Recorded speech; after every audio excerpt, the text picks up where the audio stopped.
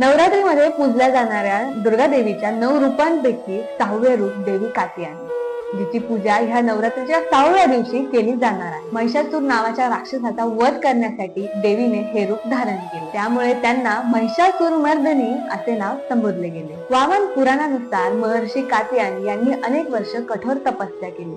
देवी आदिशक्तीने त्यांच्या घरी कन्या म्हणून जन्म घ्यावा अशी त्यांची इच्छा होती. महर्षींच्या तपस्येवर प्रसन्न होऊन देवीने त्यांच्या घरी जन्म घेतला, म्हणून त्यांना देवी कात्यायनी असे संबोधले गेले. त्याच सुमारास महिषासूर नावाच्या राक्षसाने स्वर्गात आणि पृथ्वी लोकात पूर्णपणे हाहाकार माजवला होता. त्यामुळे ब्रह्मा, विष्णू, महेश ह्या देवतांनी एकत्र येऊन यांच्यातली एक तेजस्वी शक्ती निर्माण केली. ही शक्ती ऋषी कात्यायन यांच्या घरी प्रकट झाली. महर्षी कात्यायन यांनी देवीचे पालन पोषण केले आणि काही काळानंतर कात्यायनी देवीने महिषासूर नावाच्या राक्षसाचा वध केला. कात्यायनी देवीने महिषासुराचा वध करून देवांना आणि सृष्टी लोकाला पूर्णपणे त्याच्या त्रासापासून मुक्त केले. देवी कात्यायनी ही सिंहावर विराजमान असून त्यांचा रंग तेजस्वी आणि गौरववर्ण आहे, जो भक्तांना धैर्य देतो. या देवीची पूजा केल्याने मानवाला त्यांच्या आयुष्यात धन, धर्म, काम, मोक्ष या 4 पुरुषार्थांची प्राप्ती होते. अशाच नवनवीन माहितीसाठी लाईक करा, शेअर करा, सबस्क्राईब करा